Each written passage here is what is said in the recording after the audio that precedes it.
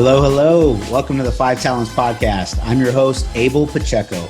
I interview the top commercial real estate investors and industry experts so you can learn from their experiences. So if you're an investor, a high W-2 earner, or real estate or tech sales professional that wants to invest in real estate without having to manage properties or leave your day job, then this podcast is for you.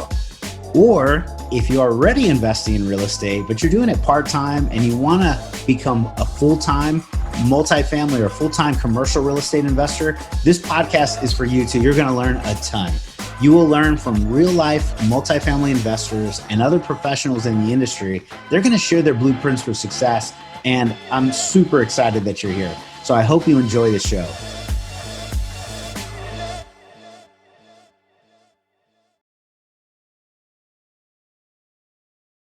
Yeah, let's do it.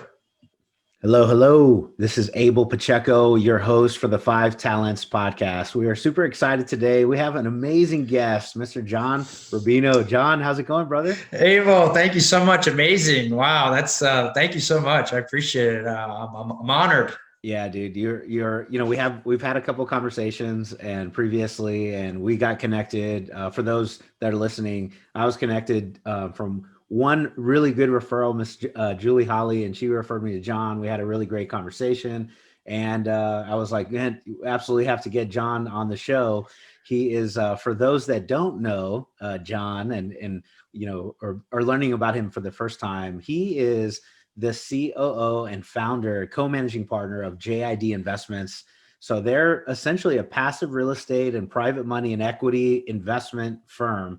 They do commercial real estate like we do, and have had a total of about 16 projects that have gone, essentially full cycle, as we kind of say in our world. And then they have another 6 or so that are in flight, and probably another one coming up every whatever period. Well, I'll ask John his their cadence on new opportunities, but they have had a lot of success helping passive investors trying to figure out the world. So essentially, all of the ups and downs and rides that we essentially go through on the commercial real estate on the active side, they help their passive investors get involved and get part of the return, part of the tax benefit, some of the goodness that we all want from a real estate investment, without having the headache of managing those properties actively.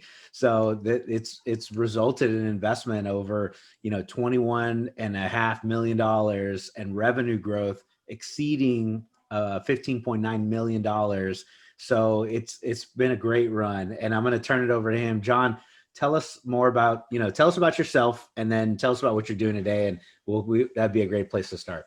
Well, first and foremost, again, I'm honored to be here. It's a pleasure. I've enjoyed the conversations we've had. I was really looking forward to this, and I really appreciate the kind and warm introduction to your listeners.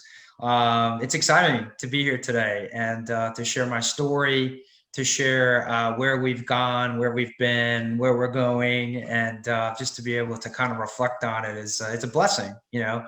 And so it's just great to be here. I'm from New York originally, graduated college way back in 1997. I was a business major, had my third mate's license in the Merchant Marine, and then I also had gotten my commission in the Navy when I was a kid. Top Gun, I saw that movie and I said, I'm going in the Navy. I want to be a pilot. So nice. That was my first dream job. I served 20 years in the Navy as an aviator. You could see my big gray plane in the background and some of my other aircraft that I flew. I had a blast, wonderful experience, met some wonderful people.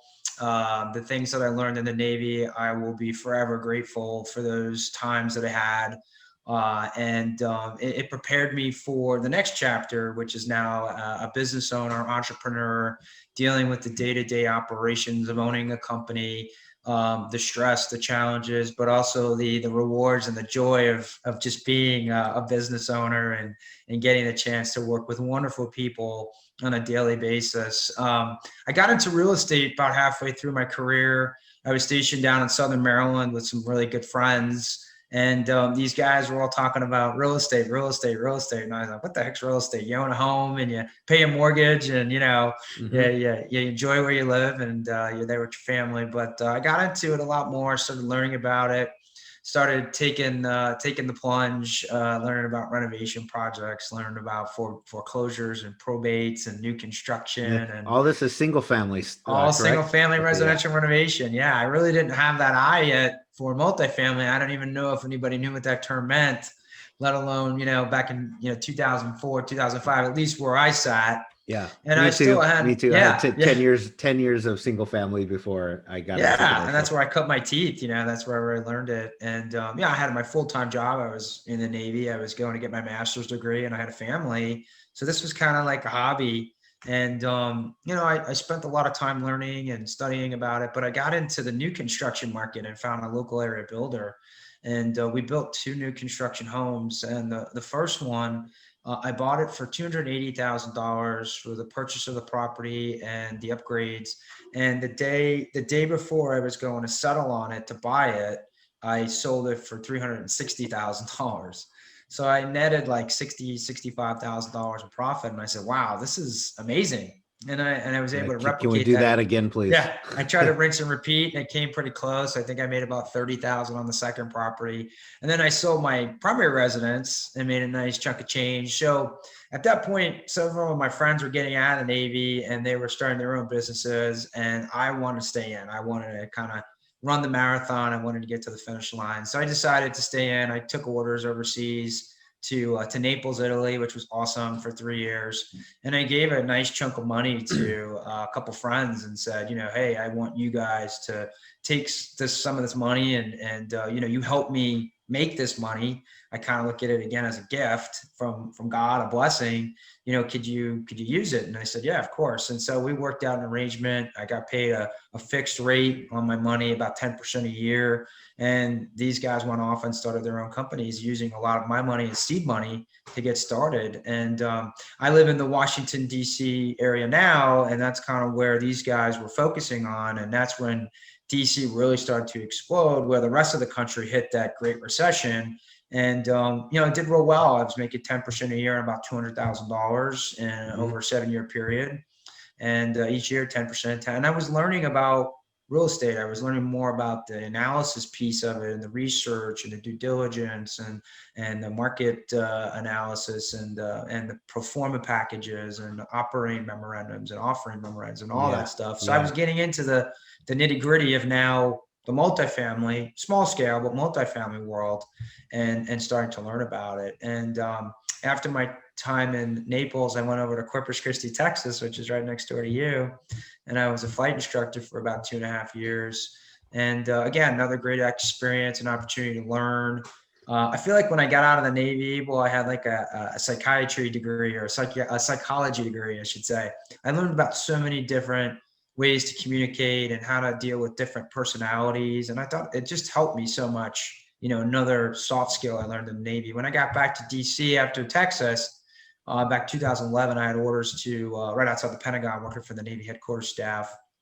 And after about a year of getting my head beat in, just learning the new job, I knew I was getting out of the Navy. I knew I was going to retire around 2017. I started talking to some close friends, and I said, I really enjoyed doing this passive stuff for the last 7 years. And I think I want to start business up trying to do this full time. And got with some real smart people, my accountant, my financial advisor, several of those guys I was working with in the military and real estate. And I stood up JID Investments back in 2013 with my accountant at the time, who's now my CFO, my buddy David, who's down in Hilton Head. And together, David and I own and operate and manage the business. And like you said, to date, we've had 16 completed projects. We started small, investing on residential renovation. We were investing on smaller properties. And then where we find ourselves now, which is really our sweet spot, is investing as a limited partner, joint venture member of these larger scale, 80, 90, 100 plus unit condos, apartments, townhouse unit properties. And we're bringing in sizable capital, anywhere from $500,000 to $5 million per investment, and we're investing on a deal by deal basis with our projects. So have about 151 investors in the company that started out as friends and family, and together with our money and their money, we partner on individual projects through sponsors and developers who are actually out there doing a lot of that active side, like you mentioned. So Got it. Man, that's what we're doing. yeah, that's awesome. So let me Thanks. dig in a few things. Yeah, So please. number one, thank you very much for all your service. Thank you. Honored You to know, serve. 20 years, and of course, who wouldn't see Top Gun and say, "Oh man, I want to fly, I want to fly, I want to be on that big jet craft or carrier or whatever, and I want to go do what they're doing." But you did it, and so It was great. you've learned, like you said, a lot of lessons. You've dealt with a lot of different personalities, which the psychology part of everything that you're doing now obviously is very beneficial, because there's all kinds of personalities and people that you deal with, and you realize investing in commercial real estate or any kind of real estate, you're investing money, dollars, investors coming in, a lot of different emotions and different people. And the better you are at managing your own and also helping other people with theirs, you can kind of direct them the best path or provide some guidance, right? Be a Absolutely. good steward for their money, right? So Absolutely agree. all of those things help. But what was the in all of your years of service, man, help a non-service person, myself or anybody else listening. What are some of the biggest nuggets that you think you learned and still apply today? When we talked about working with people, but anything else that you think you could say, like, man, this is absolutely some lessons and still apply today? Oh yeah, absolutely. I mean, the soft skills you learn in the military are just it's amazing, and they are just they're just life altering with what you take away.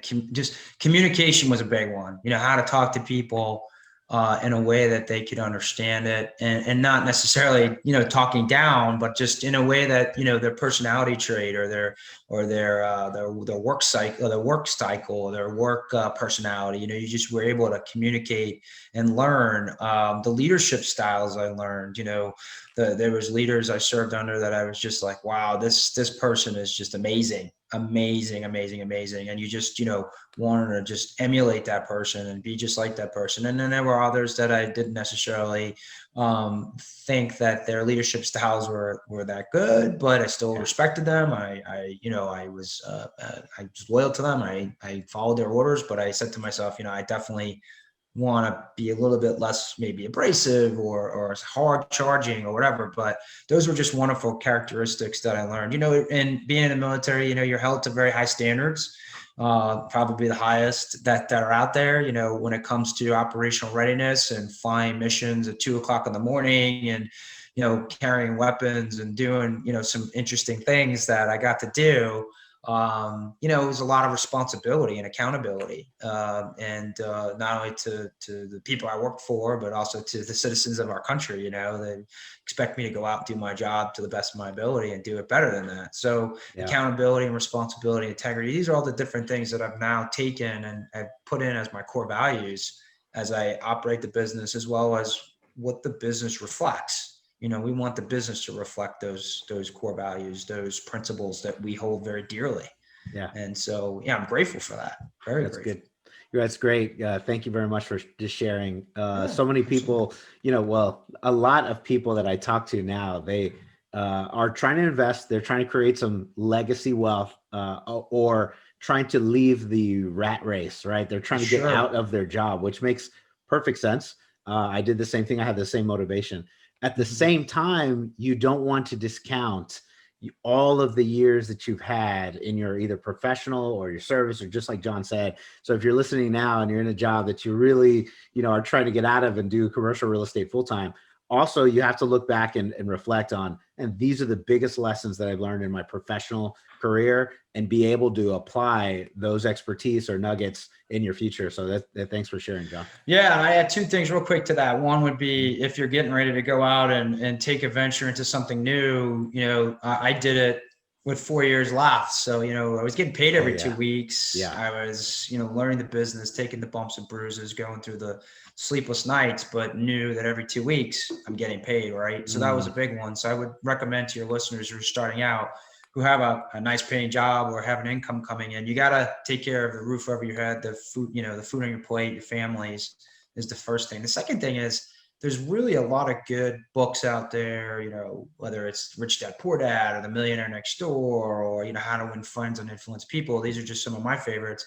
But you also want to have mentors. You want to have people that you can go to that have gone through the process, have gone through what you're looking to do, and just really do what you can to kind of jump on board and see if they're willing to take you on board as a protege and have those mentors, because that's huge, because they'll walk you through a lot of the things that they learned, the mistakes they made. And everybody who's in real estate always wants to give back.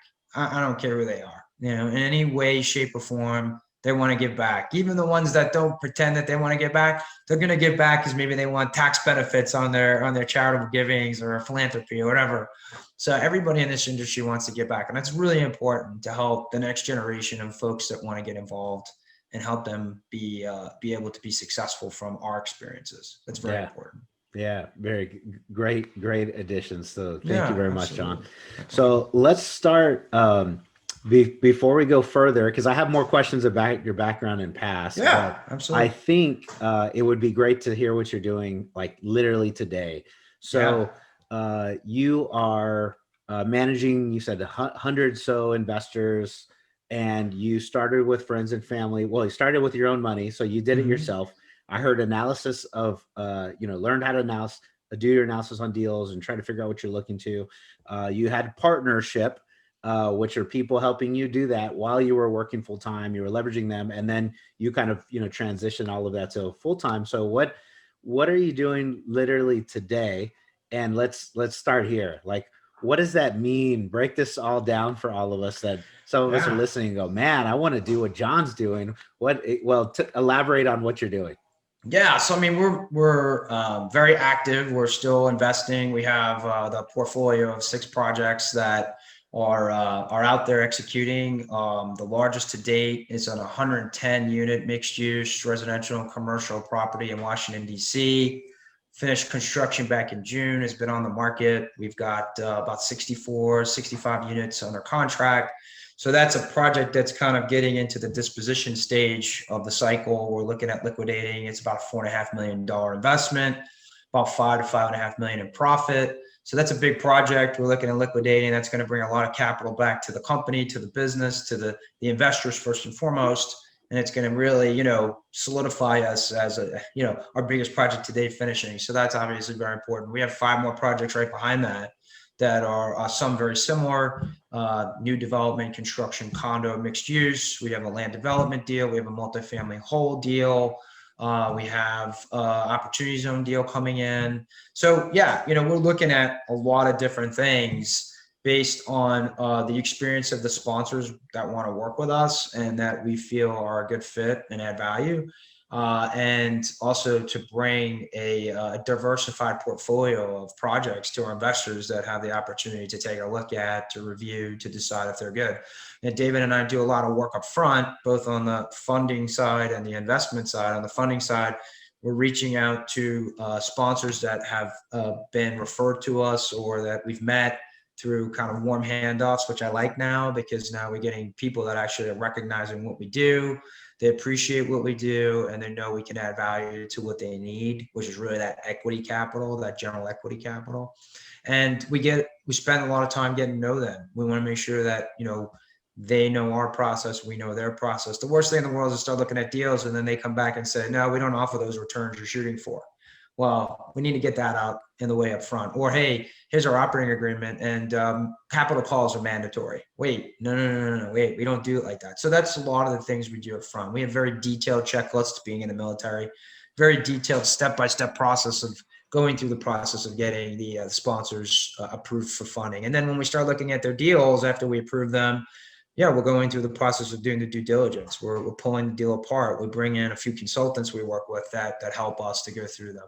So, again, we're starting to open up the aperture to bring on talent and resources we need to help us with these projects, to help us go through those. And then once David and I get through those projects and we feel that they're ready for prime time with our investors, I basically look at him and say, are you going to invest in it? He says, yep. And he looks at me and says, are you going to invest in it? And I say, yep. And then we know we're ready to go forward to our investors to have them look at the deal to see if it's something that they're willing to potentially invest in. They're not required. They're not obligated. They just have the opportunity to take a look. On the investment side, it's, again, educating, communicating, sharing information, being transparent, going through our process so that the investors understand who we are, how we operate, what our process is. They come on board and join us as new investors. They fill out an accredited investor questionnaire, which can be found on our website. And the only three things that they're really obligating to is, one, I've self-accredited as an accredited investor. Two, I promise not to share any confidential information, non-disclosure agreement, basically embedded in that agreement. And three, if my accredited investor status changes, I'll let the company know. That's it. And they're giving us some information about their contacts, their emails, or phone numbers, so we can put them on our list. And then at that point, they get to see everything. And even better is if we don't have a live deal, I'll tell them, hey, I have a private placement memorandum package I could send to you on the last 5 deals I've done. And I give them that stuff, and I allow them to ask me questions. I allow them to go through all of the things that I would anticipate and they would anticipate when a live deal comes. So when a live deal comes, they are ready to go. They got about 80 to 90% of the information they need, that when they see a live deal, it's just moving the pieces around and then asking me all the questions they want to feel comfortable. Got it. Thank you very much for the insight. Right, it's very detailed, very descriptive. Sounds like you've done this a few times, like you said, about 16. So through that process, the investors that trust you, they're looking through your due diligence process, and it sounds a lot like our process as the active general partner, right? Yeah. I'm getting involved in the due diligence. I'm looking, for all of the reasons why I shouldn't do this deal. And I turned, it turns into a different, hat. At the beginning, it's like, man, I hope I get this deal. I hope I get this deal. LOI. And then all of a sudden it's like, oh, they accepted. Well, I better turn on the hat the other side and say, why do I not want this deal? What did I miss? Right. But anyways, you guys do a lot of that work, but you're not the general partner. You're not like in a syndication where we do syndications right now, Reg D 506B, Reg D 506C. We take limited partner passive investors. We put a syndication there. It's an SEC, basically a exemption that we're leveraging. And then we say, hey, I'm in the general partner team, send it out. That limited partner passive investors would say, "Ah, man, yours is a little different." So maybe tell us how this maybe structure is put together for any investors that are listening, and then maybe for me as a general partner, how do we work together? How does that happen? So maybe you can explain this too. Yeah, absolutely. So when you have a project or a sponsor has a project and they've already been approved for funding, they'll send us the opportunity, usually an offering memorandum, as you know, or a pro forma that comes to us that just gives us kind of a little bit of a taste of what the deal's all about. We'll work with you, go through the initial information. We'll go through the data, the numbers. We'll make sure everything lines up initially. And then we're going to tell you, hey, we like this deal. We're going to go out to our group. We're going to syndicate it. We're going to advertise it similar to what you would do if you were in my shoes on that portion of the process for you. And I'm really going out and helping you raise that general equity. You may say, hey, John, I'm looking at raising $3 million. And I'll say to you, Abel, I'm going to go out to my group. Let's work on a timeline that's manageable for you. So if I can or what I can get you of that 3 million. So you can go back and raise the rest or, see what you need to put icing on the cake to get you to the rest. But I'm going to go out to my group. I'm going to announce it to them. I'm going to send out some paperwork. Then I'm going to send out a little bit more of a detailed summary, about a 10 to 15 page document that they're going to go through. And at that point, I'm fielding questions from them. I'm getting their feedback. I'm working with you to get some of those questions answered, as well as looking at other due diligence we need to do together. And then I'm on the phone with my corporate securities attorney in New York to put together my private placement, because what you do and what you said you do, that's what I do. I'm either filing a 506B or a 506C Form D with my attorney. He's putting together the private placement. I'm sending him all the information on the deal so he could put it together to make it as part of exhibits, figures, and we're working with the attorney. We're working with you as the sponsor, and I'm working with the investors all at once when there's an active deal.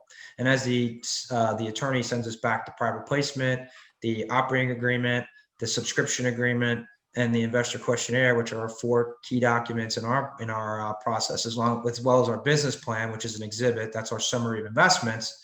We're cutting through that. We're making edits. We're going through the waterfall. We're doing everything, as you know, in that private placement to get it ready to then go out to the investors formally to have them subscribe to the deal. Now, as we're doing that, we are getting investors that come back and say, hey, I want to invest in the project. Hey, I want, and when we do, let's use the example, $3 million, we'll offer 100 units of investment at $30,000 a piece to raise the $3 million.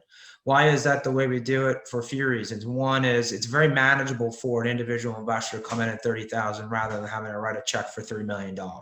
That's my advantage on the investment side.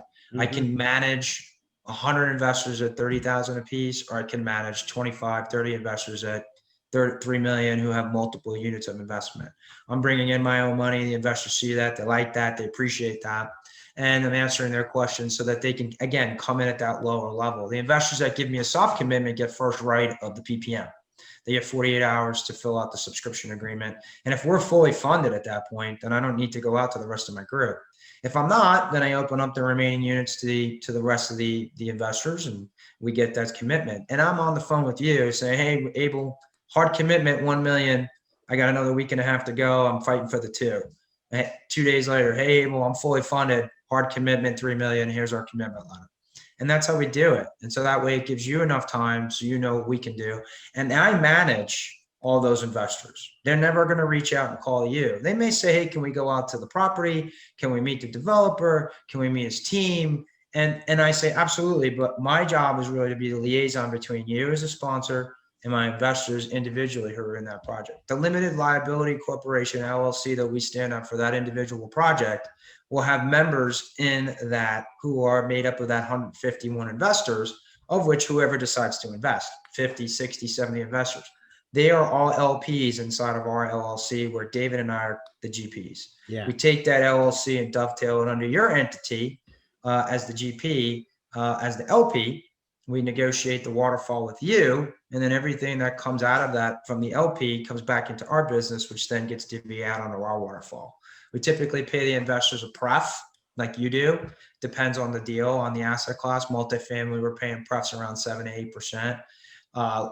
New construction development, 12% return on investment, not IRR. We just do it straight out on their money. So 12% a year before my company takes any money. And so the investors are making a very healthy return, around 12%. And then after that, we do a catch up, usually about 40% or so to get us up to that 12% pref level. And then we usually do a profit split around 60-40 or 65-35 in favor of the investors. Probably so ideally on a 30% return a year with the 12% pref, the investors are making around an 18% return. Got it. Okay. Yeah. It makes so that's how we do it. Yeah. It's for those that are listening, right? You may have to rewind a couple times. If you're a new passive investor, let me summarize a couple things. Just the same way we come in as a new passive investor on any syndication, we're coming in as an LP, a limited partner, and I want to put it in and write passively in the deal. Well, John may be very active, but all of his investors, they're very passive. So they're relying on John to kind of vet out many multiple general partners, almost the same way that Abel is vetting out many multiple deals. So it's a great service. It's a great opportunity. It's a good investment vehicle where, I can rely. And if I know John and I've worked with them for years and I've established the trust, and man, I have some capital and I want to invest once, twice, 3 times. I tell passive investors today, your job is 3 things.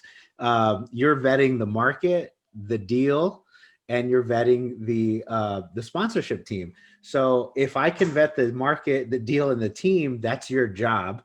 Well, it sounds like you've even simplified that one more step. I just got to vet John.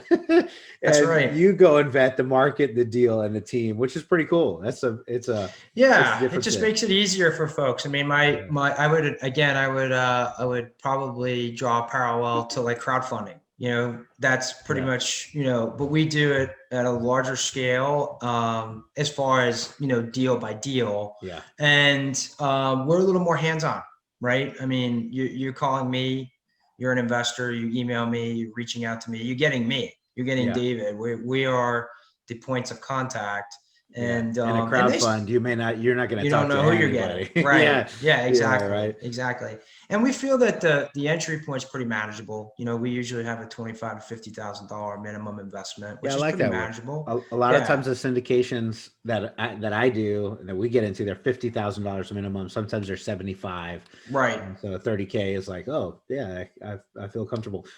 Every Right. time I bought a house in the single family side for 10 years, I told myself, well, we need to save up about 30-ish K, because I would put, in Texas, 2008 to through 2017-ish, it was $150,000 house. We would put 20% down. I'd have 5K for closing and a little bit Mhm. extra for carpets or paint or something. And that There was you my go. 30K. And so at this level, I can get into much more scalable, kind of, I'll say scalable. Let me just leave it there. There's so many other tax benefits and so many other return benefits from Yes. the commercial side of it, but just even the ability to have my 30 ride in a $10 million asset or $15 million asset, or, great performing 5, or whatever the deal is, new Yeah. development commercial, which is pretty awesome. Yeah, and you get to participate at a level you're comfortable with, and you're still involved in the overall process as an owner. And like you said, I'm bringing the deals hopefully on a silver platter to our investors. They're still going to beat it up. They're going to go and do their due Yeah. diligence, but they know that they have a trusted agent in me. And I want to say agent because I'm not a broker and I'm not an RIA, registered investment advisor, but I'm really just bringing a project that I'm going to invest into a group of people that want to partner with us. And you bring up a good point. That's what we try to focus on, and how we do it.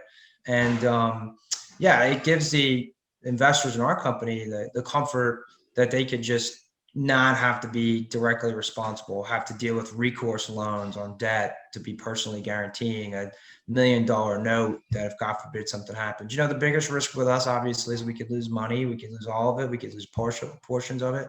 But on 16 projects, we've made money. 15 of the 16, 15 to 20% plus. One deal, we learned some lessons.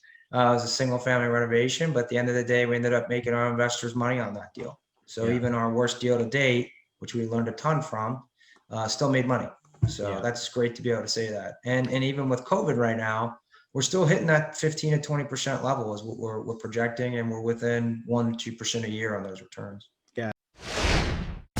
Hello. You're listening to the 5 Talents Podcast. I'm your host, Abel Pacheco. If you're enjoying this podcast, then I know you're serious about achieving financial freedom. Are you ready to create your own path through multifamily investing for yourself and your family? Then I know you're going to appreciate our Investor's Guide to Multifamily Investing. It's titled Tackling Commercial Real Estate the Easy Way. We use this guide to invest ourselves in $93 million worth of real estate. So we're going to show you the basic mechanics of multifamily syndications and how to evaluate your next passive investment opportunity. So the best part, if you subscribe to our podcast now, leave us a review and a rating. I'm going to give you a free copy of our ebook. So please take a moment to do that now. Once you've done that, go to 5tcre.com/ebook, 5tcre.com/ebook. Make sure to let us know you left a review, and we're going to send you a free copy. So thank you so much for subscribing to the 5 Talents Podcast. We really appreciate it.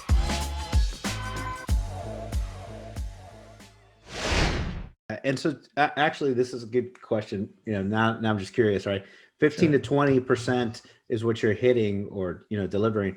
So that means you have to find projects that have that percentage over, because you're trying to hit 15 to 20 and you're taking a, That's right. a GP-LP split or whatever, right? Yeah, and on our website, we have a process we show from cradle to grave. If we come in on purchasing of the land, post-entitlement, permit, pre-permits to permit, and then construction is one set of terms with returns. And then when we start building it, the vertical, then there's another set of terms for the construction. And then if we get to the stabilized asset and we're finished, whether I come in and stay in after the front end portion, or somebody comes to me and says, I got the asset finished, like you may say I have a value add asset. Mm-hmm. I'm doing 30% heavy, 20% medium, 50% light renovation.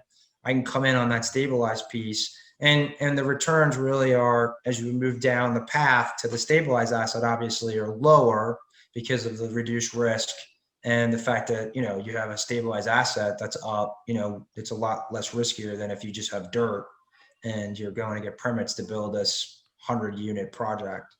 Yeah. Okay, got it. Yeah, that makes a lot of sense. Yeah. Uh, so for the passive investors that are listening today, what insight, what guidance, what maybe this, sorry, let me rephrase my question, right? Yeah. So we talked about everything you're doing today, and I said I had some questions about how you got started. You are very you have some expertise about you today. How Mm-hmm. did you obtain that knowledge? How did you go build on the first deal, the second deal, the third deal, and now you are managing 100 plus investors in all these projects and have a lot of success. What was the learning path, and what can you share with those passive investors that they'd like to do what you're doing several years down the road? Yeah, well, again, it's about who you know, it's about who you know, and it's about who you know. It's going out and networking. Yeah, it's going out and networking in your area, finding those groups that are, groups that can help you and teach you, and then also those within the crowds that you meet that can help you and you can meet with and learn from. It's about putting the right people around you, going into the room and not trying to be the smartest person, looking for the smartest people to be around and learn from. And, just having a circle of people you can go out to that you really trust. My business partner is probably one of the smartest guys I know. He's just really good at what he does. He's an accounting genius. He owns his own accounting firm. He does all our tax paperwork for our investors. He does all of the investor statements. And David could look at a deal so much differently than I can, but do it in a way that he brings such value, and together from our skill sets, we can really look at the deal in its entirety and feel like we've hit it really hard. So I've learned so much over the years, and reading and books, and just absorbing as much as I could. And when you have the passion to do it as you do and I do, your brain kind of says, oh, you want to do this? All right, I'm on board. And your brain's your best tool, right? I mean, your heart pumps your blood and gives you the spirit, but your brain is the one that learns. And when you have that attitude to say that I want to do this, I want to learn more, I want to have fun doing it, and you're doing it and you're successful, your brain starts chemically saying, hey, you want to do this, I'm on board, and I'm going to give you all the knowledge you need. And, look, you can't be afraid to learn more. You can't look at an email you get on a conference that's coming up and say, I already know about, office space in Atlanta. No, I mean, that might be something I may pick up on that. Or Abel's got a great podcast coming out on multifamily depreciation. I want to learn about that. I want to jump on there and see what I can learn. So, just being open, just being able to absorb stuff and just, you can't do this business by yourself. I don't care how good you are. Donald Trump did not do this alone. He had a team of people that were very smart, and he was able to guide and lead to make them who they were, to help him be a better businessman. And that's why he was so successful. But even Donald Trump, who's probably one of the best ever, you could argue to say that he didn't do it alone. And deep down, when you get him in a bar with a glass of scotch, if he drinks, I don't even know if he drinks, he would probably tell you the same thing. I didn't do this alone. Either it was my family, my friends, the people around me that helped me be so successful. 100%. Yeah, I had those are all great nuggets. You don't do it alone. You're like, network with people, you meet people, you network with people. And Absolutely. you, like you said, had a kind of financial accountant, a CPA, kind of that mindset to kind of help you in your business. And it's probably one of the key components to, your performa, your delivery, the under promising, over delivery, your due diligence, the analysis. And that's just one individual. There's syndication lawyers, there's your attorneys, there's the consultants that you mentioned earlier that kind of help you go, do some of that. And then you probably have administrative folks, et cetera, et cetera, et cetera. And so all of that is the team that, we're really relying on supporting. There's absolutely no difference there between everything that John mentioned, that what we do when we're going to acquire them, and Donald Trump, like you said, we're all putting together a team of the best experts we can possibly put together. And as we do that, that's way of success. I interviewed one of my friends that had $500 million of property under his belt and 5,000 plus stores. And he goes, "Oh, if you try to do this alone, people will look at you like, you're absolutely crazy. The bankers won't Yep. lend to you, or, it's like you need a team." So Yeah, he goes, and this is somebody $500 million talking. I go, "Yep, it makes perfect sense." it does. Anyways, thanks a lot, man, for Yeah, that my pleasure. that insight. So, Absolutely. Yeah. what one or two things do you think you can give let's say somebody trying to get in the world? They're in a job full time. They're trying to convert over. They're trying to make it. You've given one or two already, which was don't quit your job today. That's how I heard it in my head. You worked there you invested for 4 years prior to leaving. I did for 10 prior to Hmm. leaving. So there was a number of just years and cycles you take to before you split. But what else can you give somebody that's thinking about leaving, and how to get prepared either mentally or financially or just wherever you want to talk about here? Yeah, I mean, if you're looking at investing and just picking up investing passively, just getting smart on the topics, going out and finding those areas within investing, whether it's real estate or other sectors that you're comfortable with from a risk perspective or risk tolerance perspective. If you're actually thinking about starting your own business or you want to be Sure, an yeah. entrepreneur, then, the first and foremost is, what do you want to do? What are you interested in? What are you going to help bring to the table to help other companies that you want to serve and you want to work with? Simon Sinek calls it the golden triangles. What's your why? Why is somebody going to want to work with John or Abel versus some other company? What's your breakout? What's your value statement? And I think you need to identify those things. Everybody wants to be in real estate, wholesaling, flicks and flippers, multifamily. Everybody wants to be the next, Abel Pacheco, or they want to be the next Joe Fairless or whatever they want to be, and Michael Blank. And it's like, well, okay, how are you going to do that? Those guys worked numerous hours and they still are. They're very successful people.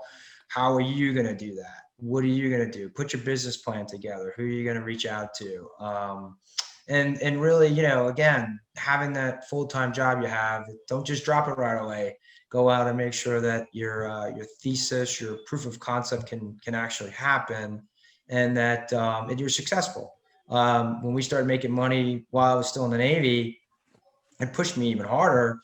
And the people I was meeting and the relationships I was building and the foundations and just, I saw this and I said, wow, this is amazing. This is amazing what I'm able to do part-time. And when I got out of the Navy, it was a little bit of a gingerly step there because I was, that 2 weeks, every 2 weeks getting paid was going away. I had to find to make sure I would take care of my family. That to me was a little apprehensive. I was nervous, but I trusted. I had the people around me to say, we're going to be successful. What's going to work. We know what you can do, 30, 50, 60% of the time. Now you're going to do it 100%. And it gave me the confidence. And, we've done 6.5 and now we're doing 16 million. So, you do the math, that's almost 2.5 times more than what we've done. And knock on wood, I'm not taking for granted that it's going to be a piece of cake. It hasn't. We've all seen that this last year, but it's given me the confidence to still persevere. And then when you're confident, you talk to investors and you talk to people in business, they see that. They know that you're not afraid. You're not, if you have a mistake or you get a bump in the road, okay, I'm going to pick myself up. I knew it was coming. I planned for it. It happened, and I'm ready to embrace it. So yeah, I think a lot of people could start a business and right away, first question you ask them is, what do you want to do? And they go, well, I want to be in real estate. Well, what does that mean? We're in real estate. Do you want to be a lender? Do you want to be, a developer? Do you want to be a mortgage broker? What do you want to do? And they're like, I don't know. I guess I'll find that when I start. Well, now, you want to do that homework up front. Yeah. So I know it's a lot of stuff I'm throwing, but that's kind of how I take it. Those are all good nuggets. I know somebody's listening to this and going, man, I got to write a few of these points down and get after it. Build a business plan, find out who I'm going to network, find out who I want to, or I think I want to be like. I got to go figure out what they do every day and find out if is that actually what I want to go do. And then put a plan together and go do it. And that's really awesome. And then back to your earlier points, it's education, education, education, never stop learning. I love it. So man, that's great. Well, John, fantastic time. If our investors, anybody, people want to reach out, somebody hears something, on this podcast today, where can they go reach you? What's the best place to do so? Yeah, so our website is just www.JIDinvestments.com. Our website is very informative. It's got great information, walks you through our process. Like I said, very transparent. A lot of our key documents are on there. I'm on LinkedIn, John Rubino or JID Investments, either one. We have a YouTube channel, just JID Investments. So you can find us on YouTube. We got a lot of our podcasts, which this will go on. And we have a lot of project information. And then I also do webinars that I post on there.